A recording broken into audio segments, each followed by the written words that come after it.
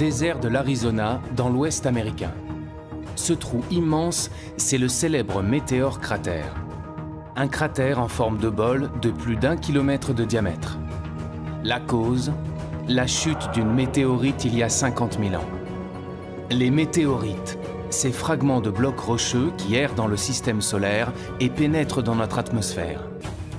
Jusqu'à présent, très peu de moyens existaient pour les surveiller. Pourtant, les chercheurs du monde entier s'inquiètent. Ils pensent que des météorites géantes pourraient provoquer la fin du monde. Ces phénomènes sont pris très au sérieux par la communauté scientifique internationale. En France, des astronomes ont lancé une grande chasse aux météorites. Sur les toits de l'Observatoire de Paris, des scientifiques viennent de mettre en place un réseau de caméras de surveillance. Une grande première. L'objectif de cette caméra, c'est d'observer toutes les chutes de météorites qui créent des grosses étoiles filantes. Ces grosses étoiles filantes étaient jusqu'à présent la seule trace de météorites dans l'atmosphère. À chaque fois qu'il y a un gros météore détecté par plusieurs caméras, on le sait instantanément et on est capable en quelques minutes de calculer la trajectoire. Et donc en faisant ça, on est capable de savoir où et quand les météorites tombent en France. Tout le territoire est quadrillé. Présentes dans tous les départements, les caméras fonctionnent jour et nuit. Il y en a environ 100 dans toute la France pour pouvoir faire ce qu'on appelle la triangulation. C'est-à-dire à partir de 2 caméras, on a 2 points de vue différents d'un même gros météore. Ces caméras vont peut-être enfin dévoiler les secrets que renferment ces énigmatiques corps rocheux. Même si les astronomes savent que la plupart des météorites viennent de la ceinture d'astéroïdes située entre Mars et Jupiter, ils ignorent de quel endroit précis. Désormais, ces caméras pourront pister la source de ces météorites d'après leur trajectoire. L'idée, c'est de faire le lien entre la composition des objets qui tombent au sol et leur provenance dans le système solaire. Grâce à ce réseau, notre espoir, c'est de savoir d'où viennent les météorites qui tombent sur la Terre. L'Observatoire de Paris est l'un des acteurs clés de cette recherche. Et plus largement, c'est ici que l'on tente de percer les mystères de notre univers. L'Observatoire de Paris. En France, c'est le plus grand centre de recherche en astronomie et en astrophysique. Le deuxième plus grand au monde derrière celui d'Harvard aux États-Unis. Fondée il y a 350 ans, cette institution continue de faire d'incroyables découvertes et travaille avec les plus grands laboratoires mondiaux. Les liens que nous avons avec l'Observatoire de Paris sont vraiment très importants. L'Observatoire de Paris a joué un rôle prépondérant au XXe siècle. Implanté sur 3 sites, à Paris, Meudon et Nançay en Sologne, l'Observatoire est né d'une grande ambition scientifique. Les académiciens royaux ont convaincu Colbert puis Louis XIV qu'il était nécessaire de construire un grand lieu de science pour la gloire du roi Soleil. De grandes découvertes ont été faites entre ces murs. C'est ici que l'on découvre que la vitesse de la lumière n'est pas infinie. Le Verrier y démontre l'existence de la planète Neptune par les mathématiques. C'est là également que l'on réalise les premières cartes détaillées de la Lune. L'Institut de recherche est prêt à relever de nouveaux défis en construisant des télescopes révolutionnaires ou en préparant de nouvelles missions spatiales. Ce sera la première fois que le LESIA travaillera sur un instrument qui atterrira sur Mars. L'une des premières choses qu'on doit le rechercher, c'est est-ce qu'il y a de l'eau liquide à la surface des objets qu'on va étudier. Sonder l'infiniment petit comme l'incroyablement grand pour mieux comprendre notre univers. L'objectif aussi, c'est de comprendre comment la Terre est devenue ce qu'elle est devenue.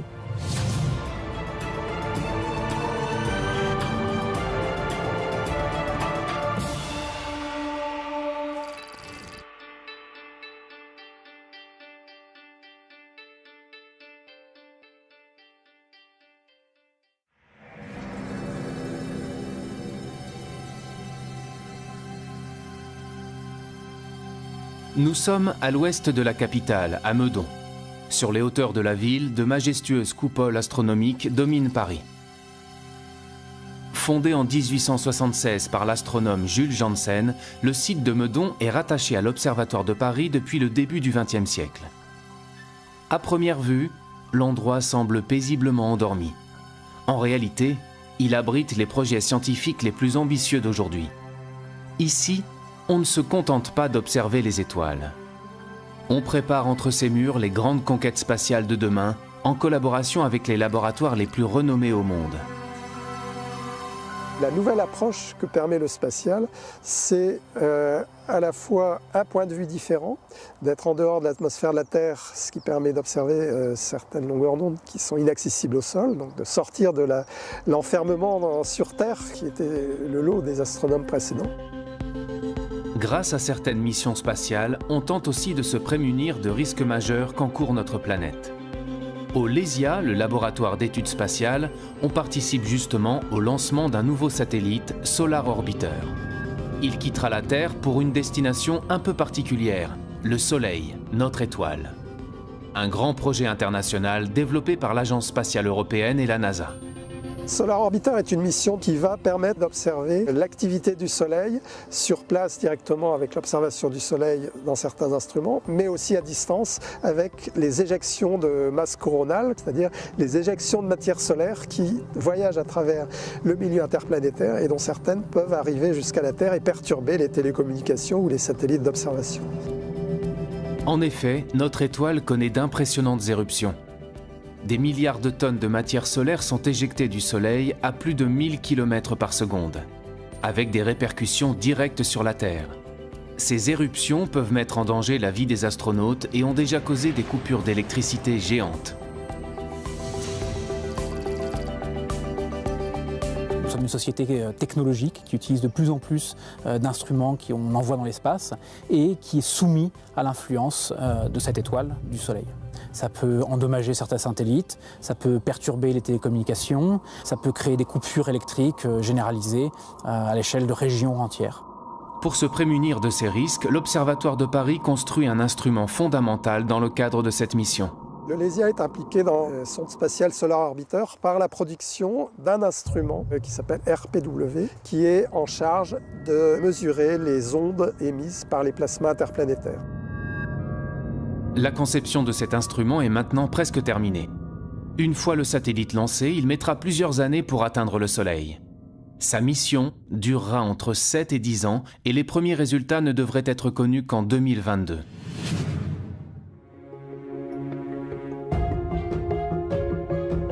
En attendant, les astronomes doivent s'assurer quotidiennement que le Soleil ne représente pas de danger pour notre planète. Ils ont mis au point un procédé pour surveiller le Soleil, mais cette fois-ci en restant au sol. Le même procédé depuis plus d'un siècle.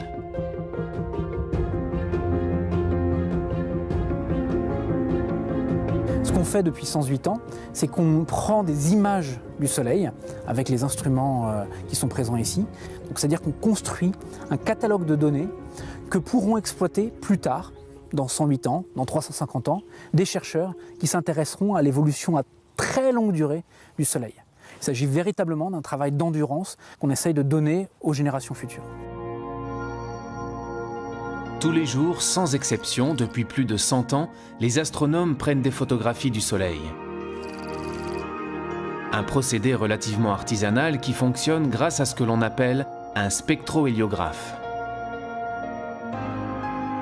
Sa mission, enregistrer les taches et les protubérances du Soleil.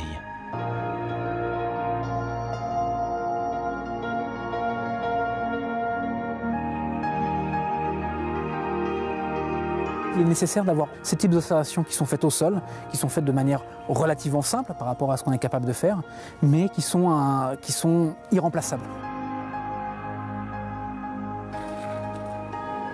Voilà, donc là vous avez la photo en direct du Soleil, en lumière blanche. On est en période de descente d'activité, donc on n'a absolument pas de taches sur le Soleil aujourd'hui.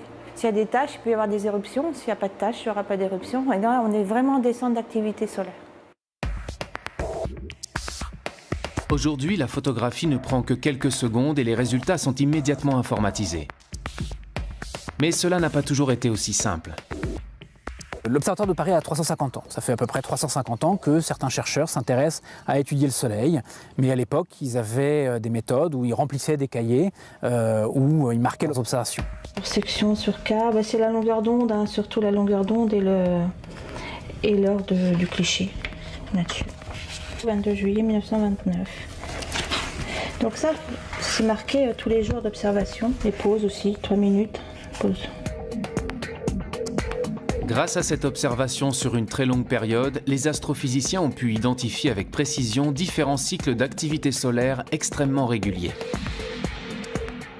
C'est cette régularité qui leur permet de prévoir les fortes éruptions et les perturbations potentielles. Le Soleil est vivant, il y a des moments où il est plus actif et des moments où il est moins actif. Donc il y a un premier cycle qui va être le cycle qui est très bien connu, qui est le cycle de 11 ans, où au début du cycle, petit à petit, il va y avoir de plus en plus d'éruptions jusqu'à un maximum. Et puis à nouveau, pendant quelques années, la fréquence des éruptions va diminuer jusqu'à ce qu'on arrive à un minimum où il n'y aura aucune éruption.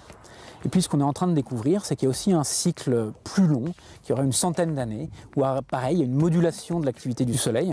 Mais pour cela, il faut arriver à étudier le Soleil sur des périodes qui sont très longues, qui dépassent même la vie humaine.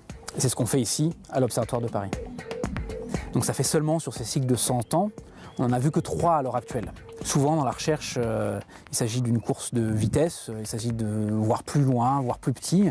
Ici, on est plus dans une course d'endurance, c'est-à-dire il faut additionner des données sur des années et des années qu'on va transmettre aux générations futures pour que plus tard, les chercheurs qui travailleront sur ces problèmes dans 350 ans puissent eux comprendre mieux comment fonctionne notre étoile. Comprendre comment fonctionnent les étoiles et notre univers, repousser les limites de la connaissance, ont toujours été les raisons d'être des différents sites de l'Observatoire. Lorsqu'il est fondé en 1667, l'Observatoire de Paris devient rapidement un lieu fondamental pour la science, nourri par de grandes ambitions.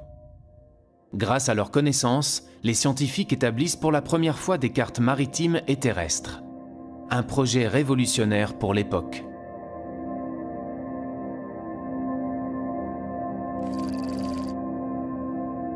Sous le règne de Louis XIV, il était nécessaire de construire des cartes précises. Et on avait demandé à l'époque aux astronomes, grâce à leur connaissance du ciel et des mesures de latitude et de longitude, de construire la carte, notamment la carte de France.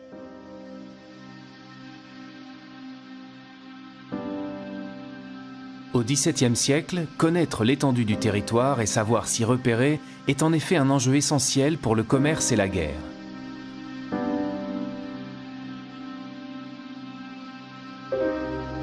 Pour l'anecdote d'ailleurs, il s'est avéré que cette carte montrait que le territoire du royaume de France était en fait beaucoup plus petit que ce qu'on croyait à l'époque, ce qui a fait dire à Louis XIV que ces astronomes, qui l'avaient si bien soutenu financièrement, lui avaient fait perdre plus de territoire que ne lui avait fait gagner toutes ces guerres. Cette carte, qui nécessite 60 ans de travail, représente une véritable innovation scientifique. C'est la première fois que l'on s'appuie sur la triangulation pour concevoir la représentation exacte du territoire. Et cette carte prend comme point zéro géographique une ligne méridienne, une ligne droite scindant le territoire en deux.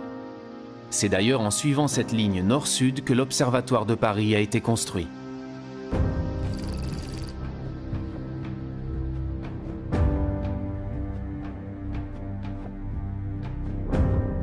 Nous sommes ici dans la salle Cassini, qu'on appelle aussi la salle de la Méridienne de l'Observatoire de Paris, tout simplement parce qu'elle contient le Méridien de Paris, qui est cette ligne que vous voyez ici, qui a été tracée par les académiciens le 21 juin 1667. Ces académiciens qui ont donné comme instruction à l'architecte Claude Perrault de construire un bâtiment symétrique par rapport à cette ligne. Cette salle majestueuse, en fait, est un gigantesque instrument de mesure. En haut, ici, vous avez une ouverture avec une petite optique qui permet de projeter l'image du Soleil sur le sol. L'été, le Soleil est très haut sur l'horizon et par conséquent, l'image du Soleil se projette de ce côté de la salle. L'hiver, il est très bas et l'image du Soleil se projette complètement de l'autre côté de la salle. Et entre les deux, l'image du Soleil fait un aller-retour. Et donc tous les jours, à midi vrai, on peut mesurer précisément à quel endroit cette image traverse le méridien. En projetant l'image du Soleil sur cette ligne, les astronomes de l'Observatoire ont pu démontrer que l'axe de rotation de la Terre s'inclinait sur son orbite. Ils ont également pu établir une mesure précise du temps grâce à cette ligne méridienne. Pendant presque tout le XVIIIe siècle, les astronomes ont mesuré précisément, jour après jour, année après année, la position du Soleil sur le méridien à chacun de ses passages. À la fin du XIXe siècle, les transports se développent fortement et une heure universelle doit être adoptée. La suprématie anglaise dans le commerce maritime fait gagner le méridien de Greenwich. Mais l'observatoire reste l'un des maîtres incontestables du temps et définit encore l'heure légale française. La mesure du temps, c'est une des raisons majeures de la fondation de l'Observatoire de Paris. Dès la fin du 19e siècle, les astronomes de l'observatoire fabriquent le temps grâce aux horloges mécaniques. Et à l'époque, cela se passe dans les galeries souterraines de l'institution. Nous arrivons tout en bas des caves de l'observatoire. Et ici, nous allons aller vers les salles où étaient entreposés donc, les laboratoires. On stockait les horloges donc mécaniques puis à quartz au sous-sol parce que ici la stabilité de température, comme on est très profond, est très bonne tout le long de l'année. Elle fluctue quasi pas beaucoup moins qu'1 degré. Tous les systèmes mécaniques de précision ou les systèmes à quartz, ils sont très sensibles aux fluctuations de température. Donc ça change un petit peu la fréquence, la vitesse d'écoulement mesurée par l'horloge. Voilà. Donc plus c'est stable, mieux c'est. Et ici, personne ne passe, personne n'ouvre de porte, personne ne vient. Voilà. Ça s'est terminé dans la deuxième moitié du XXe siècle, au moment où toutes ces horloges ont été remplacées finalement par les horloges atomiques. Les horloges atomiques. Une véritable révolution scientifique développée dans les années 60. Dans des salles protégées comme des bunkers, à l'abri de la lumière et de la chaleur, l'observatoire définit le temps grâce à l'oscillation régulière de certains atomes. Ici, nous sommes dans une pièce où nous avons une horloge atomique. Elle sert à réaliser la définition de la seconde. Et cette définition, elle est basée sur une définition par rapport à l'atome de césium, qui est de exactement 9 192 631 770 par seconde. Les atomes de césium ont la propriété de se mouvoir selon un mouvement de va-et-vient, une oscillation extrêmement régulière. Et nous, ce qu'on fait dans cette horloge, c'est qu'on va compter cette oscillation et donc être capable de réaliser exactement une seconde. Lorsqu'il passe d'un niveau d'énergie à un autre, l'atome de césium émet une fréquence immuable du rayonnement électromagnétique qui détermine la seconde. Et une fois qu'on sait très bien réaliser cette seconde, ensuite il y a d'autres systèmes par ailleurs qui vont compter les secondes pour réaliser la minute, l'heure et le temps en continuant à compter. Pour mesurer cette seconde, on provoque cette oscillation dans cette pièce isolée de toute perturbation. Pour contrôler ces atomes, on les refroidit, ça veut dire qu'ils sont très lents. On va les lancer, ils sont sous vide. C'est comme quand vous lancez une pierre. Ils vont monter, retomber, et pendant toute cette interrogation, presque une seconde en fait, pas tout à fait, on va mesurer cette oscillation. Donc on va faire des mesures ensuite répétitives, et ça va nous permettre de parfaitement fixer l'intervalle de temps, qui est à la base de la réalisation de l'ensemble ensuite de notre échelle de temps.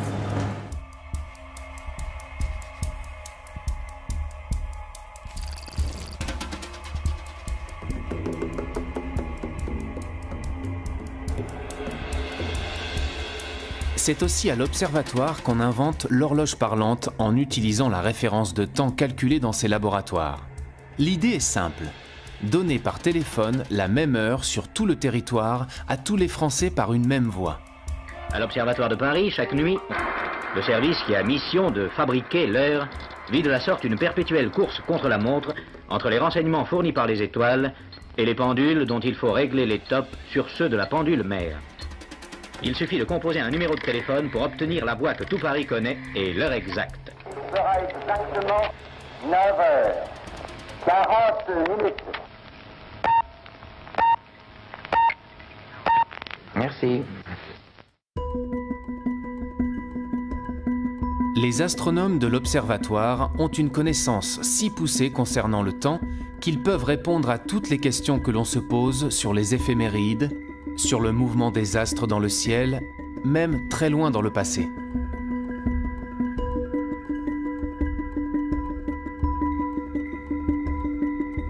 On a des personnes qui se posent des questions quand même un petit peu profondes, donc sur l'espace qui nous entoure, sur le temps.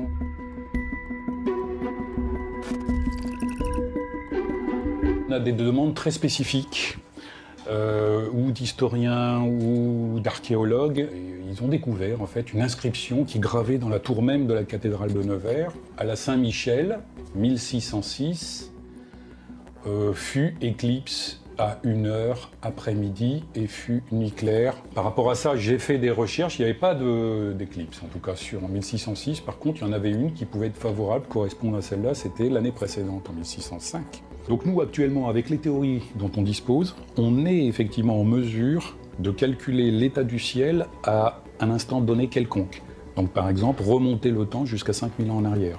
C'est pour ça qu'on a souvent des questions qui nous proviennent d'historiens ou d'archéologues, qui travaillent effectivement sur du matériau qui est aussi ancien que ça. Je reçois des demandes électroniques par mail et également du courrier. Donc celle-ci, elle provient d'un monsieur qui s'est posé une question toute simple. Il suppose un vaisseau spatial qui va accélérer continuellement à une accélération égale à l'accélération de la pesanteur, celle qui nous tient sur la Terre.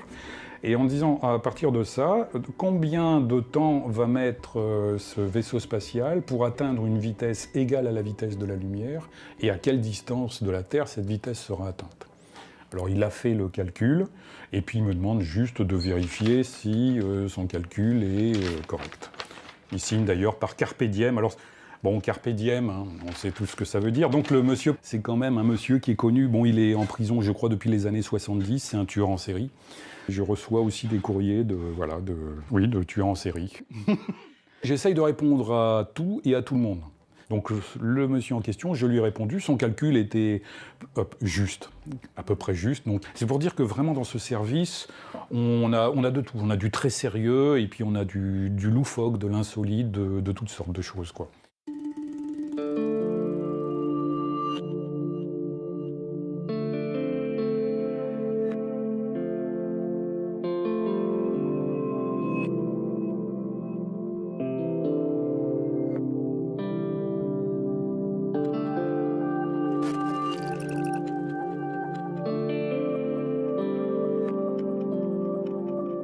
Le soir, Pascal Descamps s'offre un moment de nostalgie sur le toit de l'Observatoire de Paris.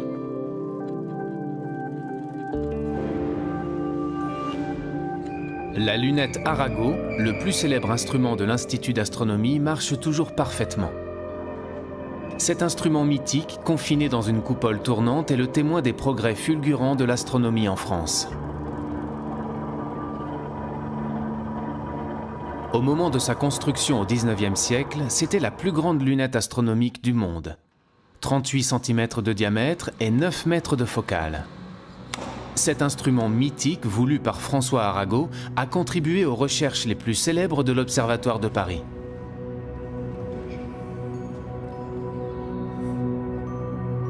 Voilà, parfait. Voilà.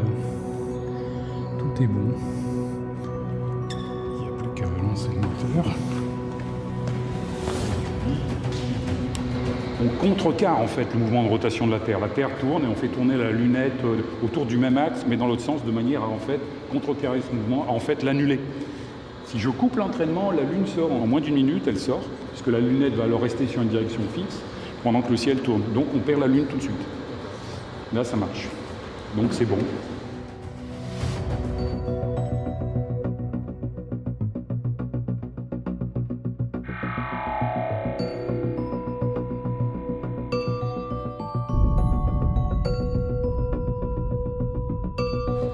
On sent vraiment le relief lunaire de façon assez impressionnante. Ouais, là, c'est très... Puis ça bouge pas.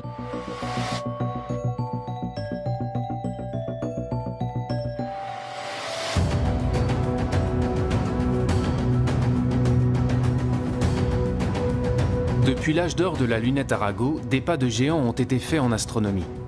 On observe encore les étoiles avec ce type d'instrument qu'à de rares exceptions. Désormais, ils sont beaucoup plus performants.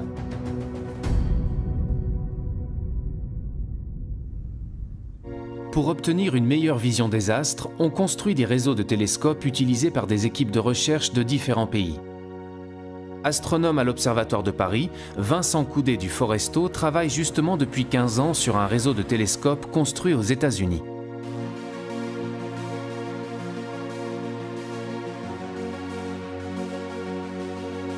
Ce réseau est situé dans l'un des observatoires les plus célèbres du monde, le mont Wilson, près de Los Angeles. C'est ici que l'on a découvert que l'univers était en expansion. Chaque année, l'astronome français et ses collègues étrangers se réunissent en Californie pour faire avancer leurs projets communs. De grands projets internationaux qui donnent à la science plus d'envergure. Ce qu'il y a de terrible quand on travaille ici, c'est qu'on a beaucoup de collaborateurs français et qu'on est forcé d'aller en France régulièrement. Les liens que nous avons avec l'Observatoire de Paris et Meudon sont vraiment très importants. Nous ne serions pas capables de développer toutes nos recherches scientifiques sans ces collaborations. Parce qu'on ne peut pas être expert dans tous les domaines. Nous avons besoin de personnes qui viennent observer nos instruments et viennent enrichir ce que nous faisons avec leurs connaissances.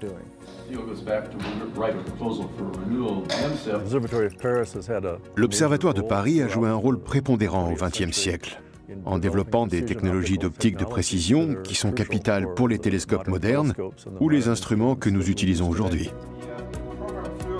Vincent Coudet du Foresto et ses équipes de l'Observatoire de Paris ont conçu un instrument, Fluor, qu'il n'est possible d'utiliser qu'ici, au Mont Wilson, grâce aux 6 télescopes placés en réseau, idéalement espacés les uns des autres. Ce que notre équipe à l'Observatoire de Paris a amené, c'est un instrument qui s'appelle Fluor, qui recombine la lumière des télescopes de telle manière à ce qu'on va pouvoir simuler finalement le comportement d'un télescope de presque 300 mètres de diamètre qu'on serait bien incapable de construire. Imaginez un télescope de 300 mètres de diamètre. Au lieu de le fabriquer, imaginez que vous ne construisiez qu'un télescope d'1 mètre, et le même juste à côté. Maintenant, imaginez que vous puissiez former une seule image à partir de ces 2 télescopes. Là, vous vous demandez, est-ce que c'est possible de récolter avec ces 2 télescopes les mêmes données qu'avec un télescope de 300 mètres? Eh bien, la réponse est oui. Cette technique d'observation, c'est l'interférométrie. En combinant la lumière de plusieurs télescopes en réseau, il est possible d'obtenir une image d'une finesse équivalente à celle d'un télescope beaucoup plus grand. Fluor permet de combiner la lumière des télescopes du Mont Wilson par fibre optique et non plus avec des miroirs. Une révolution. Ici, nous avons construit le réseau de télescopes et toute l'infrastructure, et Vincent a apporté Fluor, son instrument, et peut l'utiliser. En échange, il le met à disposition d'autres scientifiques. On ne pourrait pas faire le travail qu'on fait maintenant s'il n'y avait pas ces collaborations internationales. Les compétences, elles sont très complémentaires. Ici, il y a une infrastructure qui est complètement unique, avec ces télescopes qui sont éloignés les uns des autres, qui permettent vraiment de simuler un télescope géant. Nous, on apporte un instrument qui permet de faire des images avec une très grande précision. Et c'est justement de l'apport de ces compétences complémentaires qu'on peut obtenir des observations intéressantes.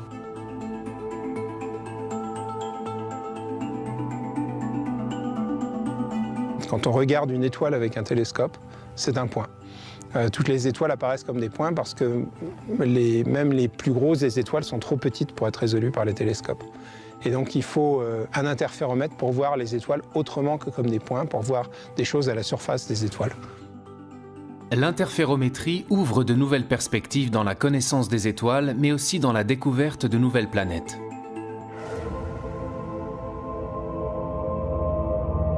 Parmi les projets qu'on a avec Fluor, il y en a un où on va regarder l'environnement des étoiles, ce qui se passe autour des étoiles.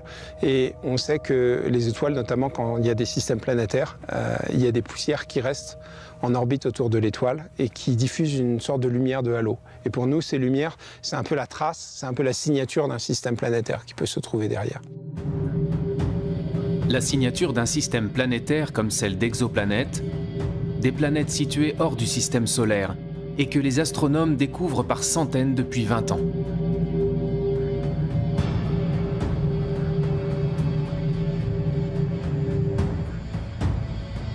Ces collaborations entre laboratoires permettent de faire accélérer les découvertes.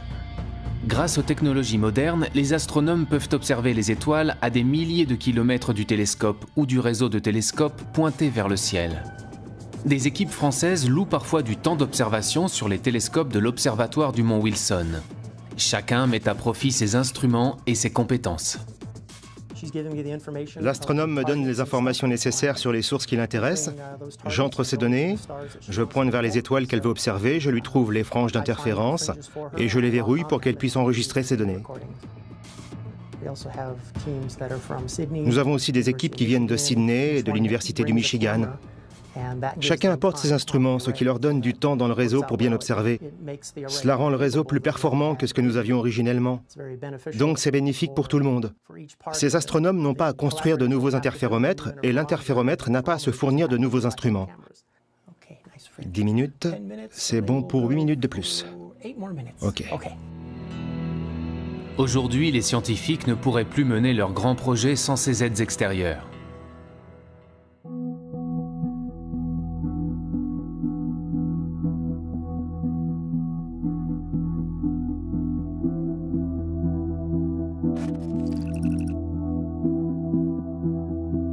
La recherche, c'est l'échange d'idées, et donc l'échange, la confrontation, la critique, et de la critique naît de nouvelles idées.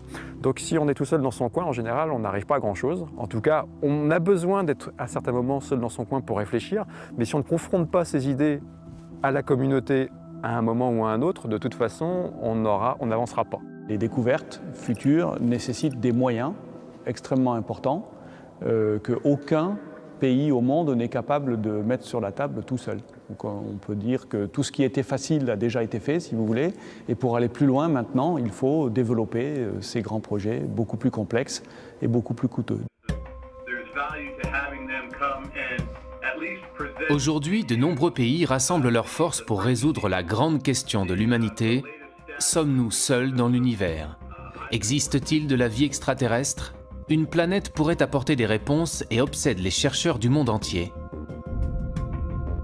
C'est Mars, la planète rouge. Après le succès de la mission menée sur Mars en 2012 et le lancement du rover Curiosity, les astrophysiciens espèrent que la planète rouge répondra enfin à leurs questions. Avec la NASA et une dizaine de laboratoires en France, les chercheurs de l'Observatoire de Paris participent à l'une des missions les plus attendues, la mission Mars 2020. La mission Mars 2020 est la mission qui va continuer d'explorer la surface martienne à la recherche de l'eau passée, de la minéralogie passée et de la biologie, de la possible existence de vie à la surface de Mars. L'une des premières choses qu'on doit le rechercher, c'est est-ce qu'il y a de l'eau liquide à la surface des objets qu'on va étudier. Pour répondre à cette question, les astrophysiciens de l'Observatoire de Paris conçoivent un petit instrument placé sur la caméra du rover.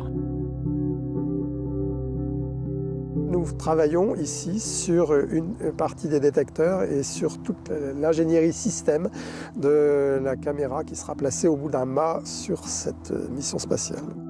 On fabrique un petit instrument qui est un spectromètre infrarouge qui va nous permettre de faire la spectroscopie de la surface martienne. En fonction des différentes couleurs qui seront présentes, on sera capable de dire quels sont les minéraux qui sont présents à la surface de Mars et éventuellement même en quelle quantité. On va aussi essayer de voir s'il y a de la matière organique à la surface de Mars.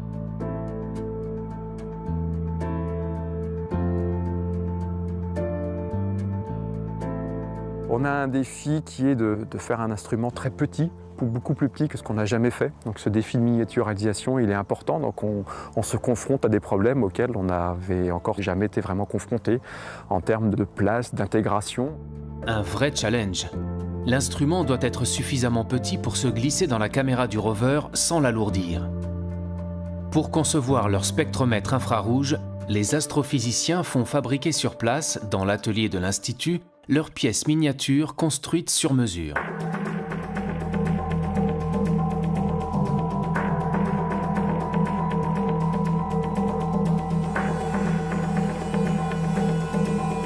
Il a fallu trouver une place au sens physique, où est-ce qu'on se met exactement. Il a fallu aussi trouver comment on branchait nos fonctions, de l'électronique, quelle masse on apportait. Il ne fallait pas apporter trop de masse, parce que sinon on aurait été trop lourd, on n'aurait pas pu être au sommet du mât du rover. Donc on a tout ce genre de contraintes qui nous empêchent de faire exactement tout ce que l'on veut et nous restreignent dans nos objectifs scientifiques. Ce sera la première fois que le LESIA travaillera sur un instrument qui atterrira sur Mars et c'est pour nous un nouveau challenge. Un nouveau challenge que l'Observatoire doit remporter. Les équipes n'ont pas le droit à l'erreur. Maintenant que l'étape de fabrication de l'instrument est terminée, les chercheurs lui font subir une série de tests et de vérifications. L'instrument est placé dans les conditions extrêmes de l'espace et de la surface martienne. Sachant qu'il peut faire jusqu'à -133 degrés sur Mars, il doit résister à un univers hostile. pouvoir se dire qu'un petit morceau de métal et d'optique qu'on a créé se retrouve dans l'espace, c'est quelque part quelque chose qui nous rend très fiers.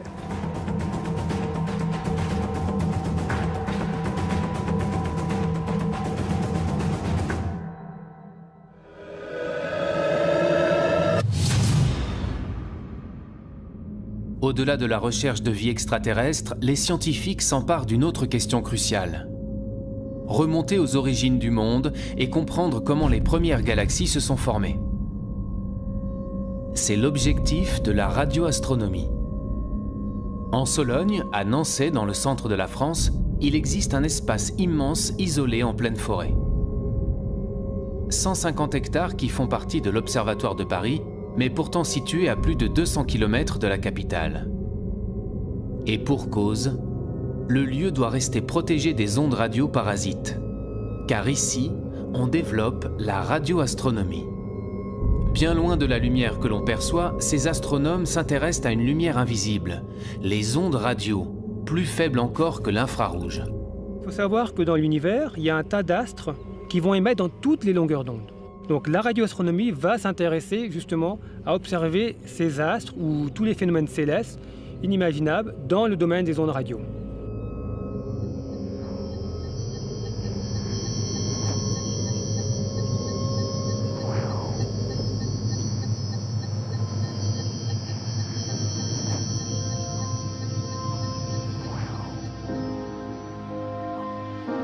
Les ondes radio émises par les étoiles sont collectées par cet immense instrument métallique.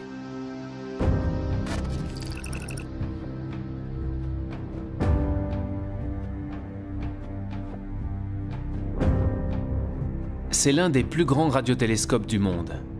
Avec ses 40 mètres de longueur, il a une surface collectrice de 8000 mètres carrés. Il observe l'univers à basse fréquence et permet l'étude des galaxies, des enveloppes d'étoiles ou encore des comètes.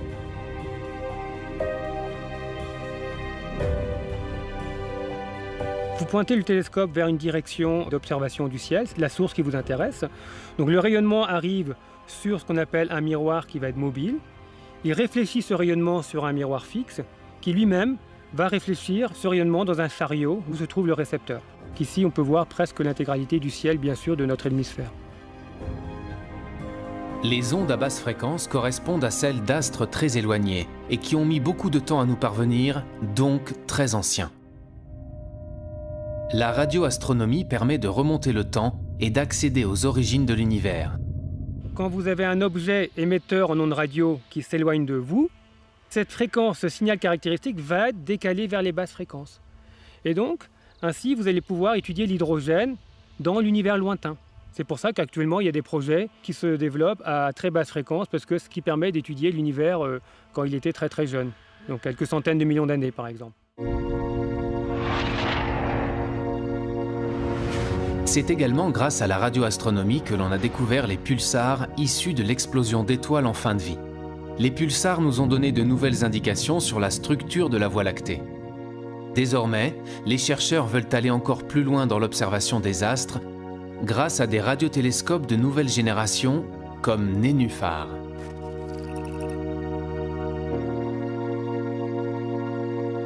Contrairement aux grands radiotélescopes où vous pointez l'antenne pour justement observer votre source d'intérêt, Nénuphar sont des antennes qui voient tout le ciel. C'est un peu une révolution en radioastronomie en fait, c'est d'avoir des antennes qui voient tout le ciel et qui pointent et vous pointez dans différentes directions.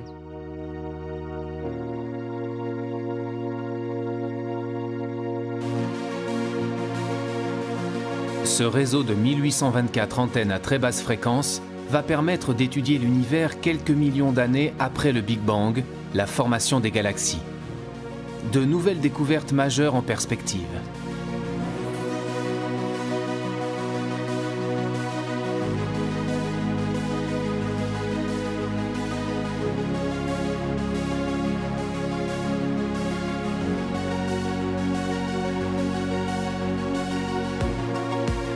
Fournir une vision renouvelée de la structure de notre univers pour en comprendre sa composition et son origine, c'est le défi quotidien que tentent de relever ces astrophysiciens.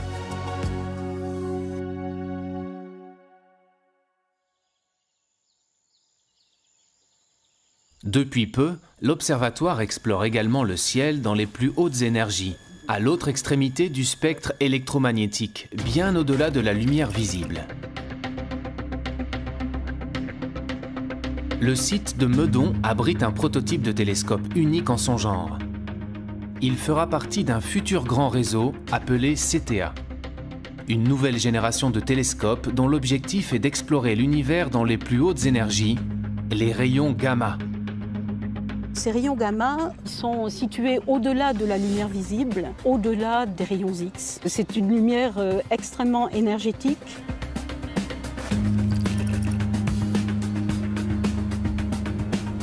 CTA va pouvoir observer des photons gamma qui ont des énergies de 10 puissance 10 à 10 puissance 14 fois plus grandes que l'énergie de photons optiques.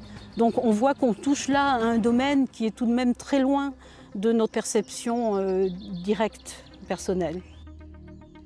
Grâce à une technologie interposée, on va pouvoir imaginer des façons de mettre en évidence ces rayons gamma et de les étudier, et du coup de devenir sensible, disons, en tant que civilisation technologique, on est devenu sensible aux rayons gamma de très hautes énergies. À ce stade du projet, les chercheurs sont encore en phase de test sur le prototype. Mais bientôt, plusieurs dizaines de télescopes comme celui-ci collecteront partout dans le monde ces rayons gamma. Ce que les télescopes vont observer, ce sont des flashs de lumière émis par des gerbes de particules. Des particules produites par les rayons gamma lorsqu'ils pénètrent dans l'atmosphère. On va pouvoir faire l'image de ces gerbes atmosphériques. Donc ça va faire une sorte de cascade de particules qui va descendre petit à petit vers le sol. Et dans cette gerbe atmosphérique, il y a justement des particules très rapides qui vont émettre un flash bleuté très ténu qui va être détecté par les caméras des télescopes Cherenkov. Et on voit les produits que son entrée dans l'atmosphère a générés et le rayonnement qui en résulte au bout du compte. Il faut avoir une résolution temporelle pour suivre l'évolution de ces flashs de l'ordre de la nanoseconde. Donc la nanoseconde, c'est 1 milliardième de seconde. Lorsque la nuit tombe, les tests d'observation peuvent commencer. L'équipe est composée de chercheurs du monde entier, chacun étant spécialisé sur une partie du télescope. Au total, 30 pays et 1200 scientifiques sont engagés dans ce projet hors norme. Ils espèrent tous repérer des cascades de particules dans le ciel de Paris.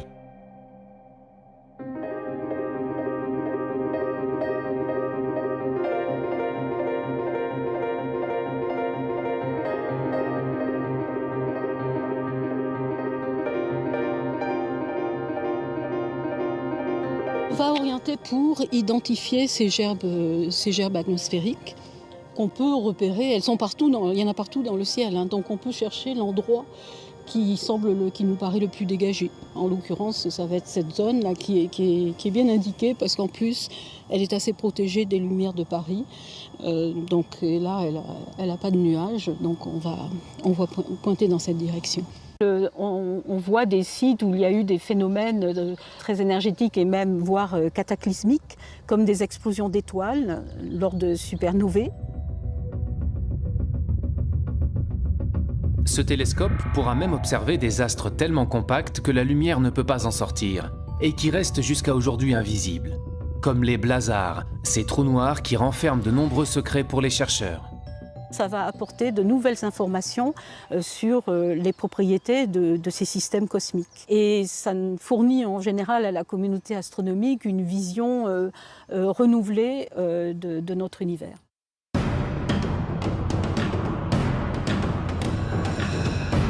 Grâce à tous ces nouveaux instruments ultra perfectionnés et des connaissances toujours plus poussées, les astrophysiciens peuvent observer le ciel dans les plus basses fréquences comme dans les plus hautes énergies. Mais ils se confrontent toujours à une limite, celle de la formation de notre univers. Aujourd'hui, on n'est pas capable en fait, de remonter aux premières sources, à l'origine, à nos origines. On a besoin d'observer des galaxies de plus en plus lointaines, beaucoup plus distantes. Et pour cela, eh bien, il faut des instruments de plus en plus puissants. L'instrument d'observation le plus puissant, c'est le projet futuriste ELT, Extremely Large Telescope. Un télescope européen géant, le plus grand télescope au monde, celui qui va peut-être réussir à remonter le temps jusqu'à l'origine de l'univers. Là, le but, c'est vraiment d'aller jusqu'au bout, d'aller vraiment étudier physiquement en fait, les premières sources de l'univers. C'était quoi d'abord? Est-ce que c'était des galaxies? Est-ce que c'était des amas d'étoiles? Est-ce que c'était autre chose? Des étoiles même, simplement, en explosion? C'est un télescope qui va être installé dans les années 2020. Ça consiste à prendre tous les grands télescopes existants sur la Terre aujourd'hui, c'est-à-dire 15 grands télescopes de 10 mètres, les mettre ensemble, de combiner leurs miroirs et d'en faire un seul. Ces 39 mètres de diamètre, on doit les installer sous une coupole, ce qui fait que la coupole représente à peu près l'équivalent de 3 arcs de triomphe superposés. C'est l'un des projets européens les plus ambitieux en matière d'observation au sol.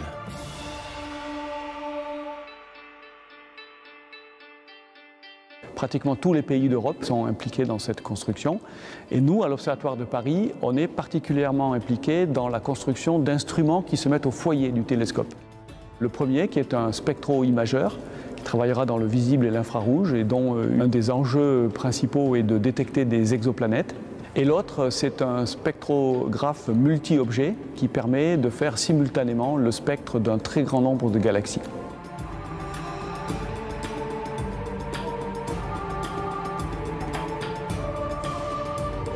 Il y a plus de 100 milliards de galaxies dans l'univers. Alors chacune de ces galaxies contient plus de 100 milliards d'étoiles. Rassurez-vous, on ne veut pas analyser les 100 milliards, mais on veut au moins avoir un aperçu, je dirais, de comment elles sont constituées. Et pour ça, il nous en faut beaucoup plus qu'une. Il en faut plusieurs centaines. On va pouvoir mesurer la composition des objets, de quoi ils sont faits. Dans le même temps, on va aussi voir comment ces objets se meuvent. Et on va regarder en fait les mouvements de cette galaxie. Donc en fait on va refaire un bilan complet de l'univers, mais surtout un bilan complet de l'univers et de son évolution, de comment il était dans le passé. C'est un enjeu en fait pour toute la communauté d'astronomie du point de vue du télescope et des instruments. Et puis pour un institut comme l'Observatoire de Paris, c'est un sacré enjeu parce qu'on n'a jamais fait ça. À l'image de la construction de ce télescope géant, il reste encore d'incroyables défis scientifiques à relever pour répondre à l'ultime question: d'où venons-nous? L'objectif, c'est vraiment de comprendre comment les planètes deviennent ce qu'elles sont devenues, comment on peut relier leur histoire avec leur état actuel. Et évidemment, l'objectif aussi, c'est de comprendre comment la Terre est devenue ce qu'elle est devenue.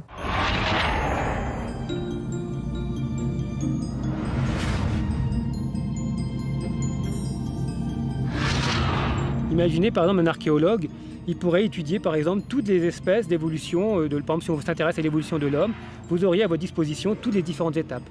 Mais on peut comme ça maintenant remonter à des objets qui ont quelques centaines de millions d'années, donc c'est-à-dire un univers qui est très très jeune. On a exploré le ciel en radio, en infrarouge, en ultraviolet, en rayons X et en rayons gamma.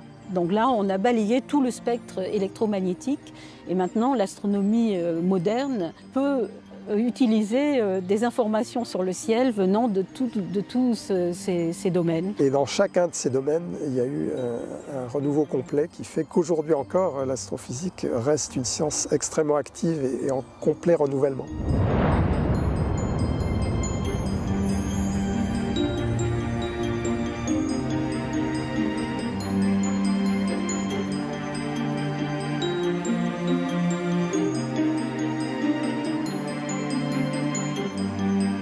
Il y a un point qui est important pour tout institut de recherche, c'est de toujours accroître sa capacité à initier des grands projets qui contribuent à structurer l'avenir. Son futur est tout à fait prometteur. Il a un potentiel humain, de recherche, d'ingénieurs, techniciens, d'innovation qui est extrêmement fort. On est à bord de missions spatiales jusque dans les années 2030-2040. Donc au moins pour toute la première partie du XXIe siècle, je pense que l'Observatoire va continuer de se développer très fortement et d'être un acteur majeur de la recherche astrophysique en France et dans le monde. L'Observatoire de Paris, véritable citadelle des sciences. Plus de 3 siècles après sa fondation, ce lieu, porté par un héritage scientifique inestimable, nourrit toujours les plus grands espoirs de recherche et de découverte.